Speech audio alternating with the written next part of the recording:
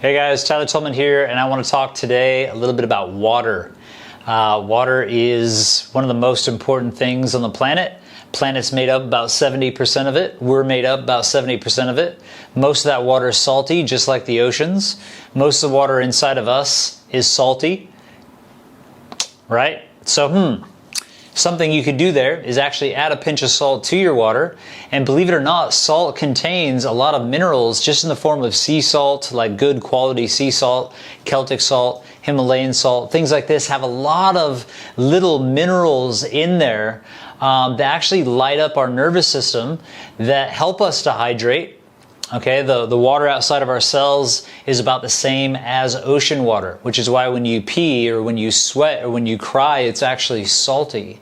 And we're constantly eliminating salt, so we need to put it back in. And yes, you can get sodium from foods, from greens, from vegetables and things like this, especially celery is really high, which I highly recommend. Good salts help us to hydrate, like I said. And salt also kills bad bacteria and infections inside of the body. So thinking about hydrating in salt, the reason why salt has always been looked at in a negative way is because when you take salt, the body will hold on to the water that we have, and so you'll become dehydrated by using salt if you don't drink water. Okay? And with water, there's a water scientist by the name of Dr. Batman Gulagi. He's an Iranian scientist, and he wrote a book called You're Not Sick, You're Thirsty. And he said that the number one reaction of being thirsty is not a thirst response, it's actually hunger. So most of the time when you're actually hungry and like, oh, I need something to eat, I'm hungry, you're actually thirsty. Your body's trying to tell you that it wants more water. And if you actually just drink about a liter of water, your hunger goes away because it was actually thirst. And if people became aware of this and just started hydrating, we would lose weight, we would feel better, have a lot more energy, add a little bit of salt to it. It's a lot of electrolytes. It lights up your tree. It gives you energy, mental clarity, prevents disease and sickness. And this guy, Dr. Batman, I call him, also says that most pain people experience is chronic dehydration.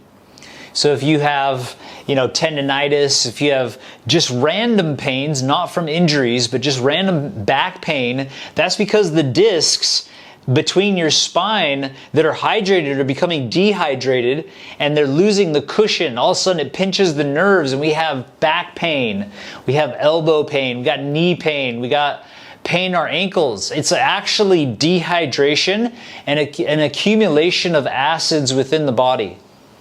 Every cell of our body makes energy and releases an acid byproduct. Scientifically, it's called cellular respiration.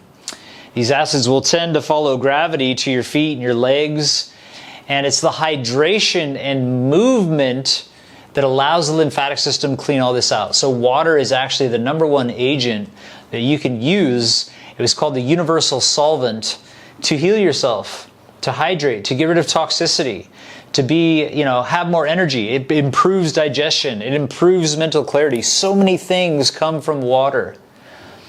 And yet we forget to drink it. And having a system around it is actually one of the most important things we can do for our health, is drink more water and measure it. Dr. Batman Gulagi said, after all his scientific research, you guys can look at his books, he said 1 liter of water per 22 kilograms of body weight per day. So I weigh about 80 kilos. That's about 4 liters of water per day. And that's resting state. So if I exercise in the morning and I'm sweating, or I go sit in a sauna, or I do something, extraneous, or just going for a walk in Bali is quite hot, I might need to add 500 mils or a liter to that. So I have a daily measurements of 4 liters of water a day minimum, sometimes 5 or even 6.